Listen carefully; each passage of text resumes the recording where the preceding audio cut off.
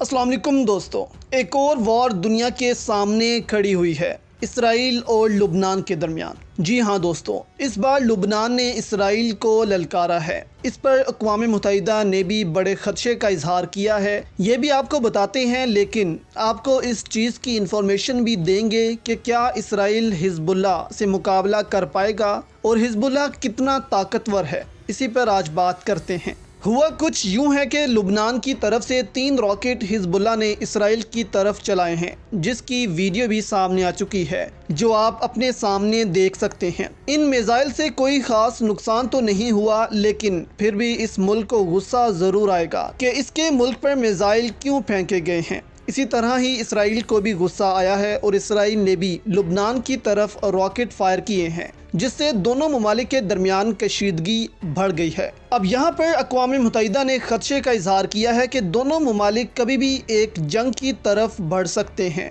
जो इस खिते के लिए तबाह कुन होगी। इस वक्त हज़ारों की तादाद में यूनाइटेड नेशन पीस कीपर लुबनान और इसराइल सरहद पर मौजूद हैं, जिनका काम वहाँ अमन को बरकरार रखना है। यूनाइटेड नेशंस का कहना है कि इस फौरी जंग से बहुत से लोग मारे जाएंगे, जिनमें यूनाइटेड नेशंस पीस कीपर भी शामिल होंगे। हिज़्बुल्लाह के बारे में आपको बताते चलें कि ये लुबनान में एक ग्रुप है जिसकी अपनी फ़ौज है। जैसे फ़लस्तीन में हमास काम करता है, इसी तरह लुबनान में हिज़्बुल्लाह काम करती है। जिस वक्त इसराइल ने हमास और फ़लस्तीन के खिलाफ जहरियत दिखाई थी, तो साथ ही हिज़्बुल्लाह भी हमास की मदद को आ गया था और इसराइल पर रॉकेट बरसा दिए थे। यानी हिज़्बुल्लाह इस वक्त फ़लस्तीन की हिफाजत भी कर रहा है और हिज़्बुल्लाह के खौफ से ही इसराइल इस वक्त फ़लस्तीनियों की ज़मीन पर कब्ज़ा करने से बाज आया हुआ है, क्योंकि जब भी इसराइल ऐसी हरकत करता है तो हिज़्बुल्लाह इसका जवाब अपने मिसाइलों से देता है। अब इस मैप पे देखें आप, येलो में आपको इसराइल दिख रहा है और ब्राउन में आपको लुबनान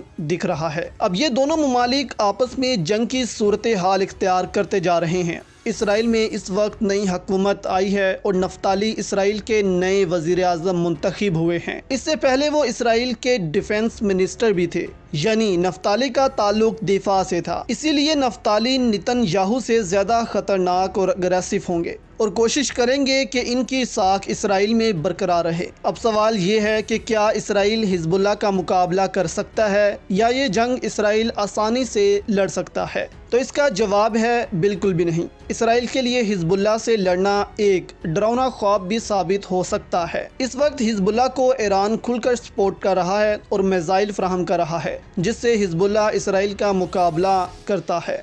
अब हिज़्बुल्लाह में मौजूद फ़ौजियों की बात की जाए तो इनकी तादाद 40 से 70 हज़ार के दरमियान बताई जाती है। यानी हिज़्बुल्लाह के पास एक अच्छी मैन पावर मौजूद है। इसके अलावा हिज़्बुल्लाह को ईरान की बहुत सपोर्ट हासिल है और ईरान को रूस सपोर्ट करता है। इसीलिए हिज़्बुल्लाह के पास ज़्यादातर असला रूसी साख्ता है। हिज़्बुल्लाह के पास हथियारों की बात की जाए तो इनके पास मिसाइल्स, गन्स के साथ साथ एंटी एयरक्राफ्ट गन्स भी मौजूद हैं, जबकि हिज़्बुल्लाह अपने टैंक्स भी ऑन करता है। कुल मिलाकर हिज़्बुल्लाह इसराइल के लिए एक मुश्किल हदफ होगा अगर इसराइल ने हिज़्बुल्लाह के खिलाफ जंग शुरू की तो। इस वक्त ईरान और इसराइल के दरमियान भी ताल्लुकात ख़राब हैं। ईरानी साइंटिस्ट के मरने के बाद ईरान का कहना है कि वो इसका बदला ज़रूर लेगा, जबकि हाल ही में समुंदर में इसराइल के बहरी कार्गो जहाज़ पर भी हमला किया गया है, जिसे दुनिया कहती है कि ये ईरान ने करवाया है। अब हिज़्बुल्लाह को ईरान सपोर्ट कर रहा है, इसीलिए हिज़्बुल्लाह अब इसराइल पर हमले शुरू कर रहा है।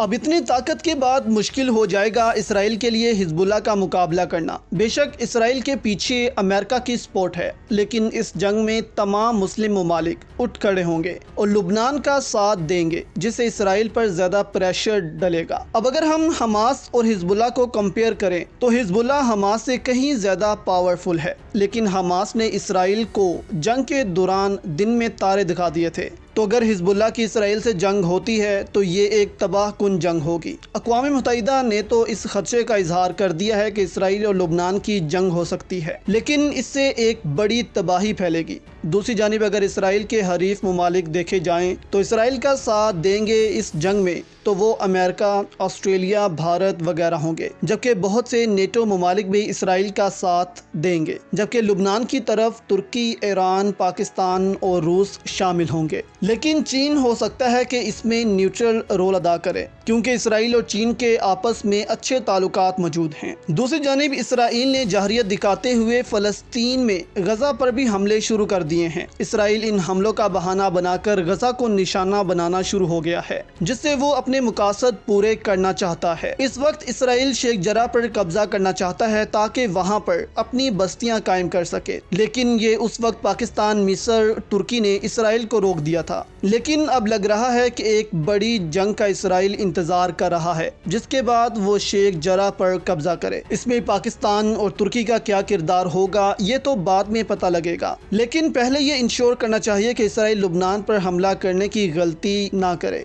अगर ऐसा करता है तो पूरे आलमी इस्लाम को एक होना चाहिए।